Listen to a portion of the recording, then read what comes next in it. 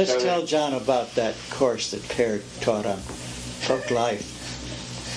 This was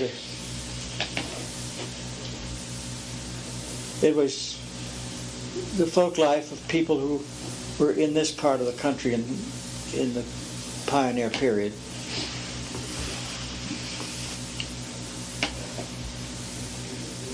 He'd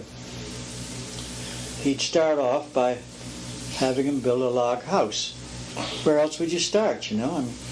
And they were out there chopping wood, smoothing it off and taking the bark off.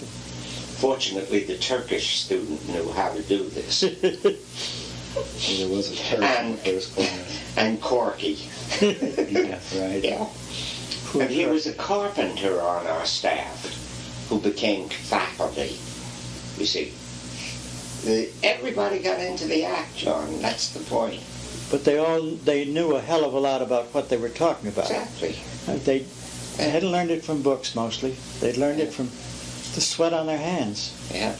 Well, he got them working on a little log house with all the appropriate details. But then what did they eat?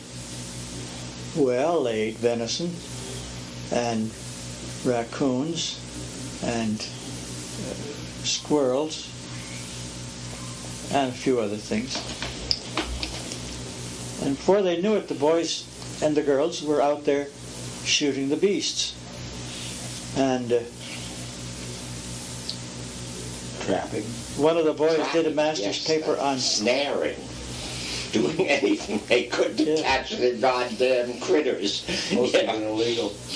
One chap did a thesis on the illegal fishing that was carried on here and in what laws they were breaking and how they were breaking them. That was Lynch's thesis.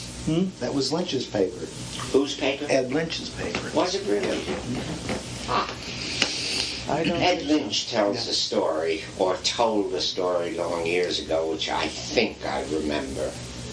And I've loved it. They were out there, 3 of them, somewhere, 10, 15 miles away from here, where they had set some traps and snares and other illegal things. And they got out into the field and a car came along and stopped. And suddenly they realized that here was a game warden. And it was quite conceivable they'd be in considerable trouble. And Lynch had a great idea.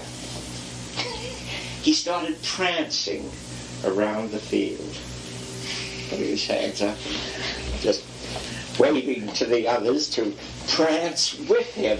And the 3 of them pranced around the field until the game warden took his hat off, scratched his head, climbed back in his car and got the hell out of there. Ed Lynch's thesis on the fishing practices on the lake. The informants are numbered. They're not named, and there is a sealed envelope with the names and numbers matched up someplace.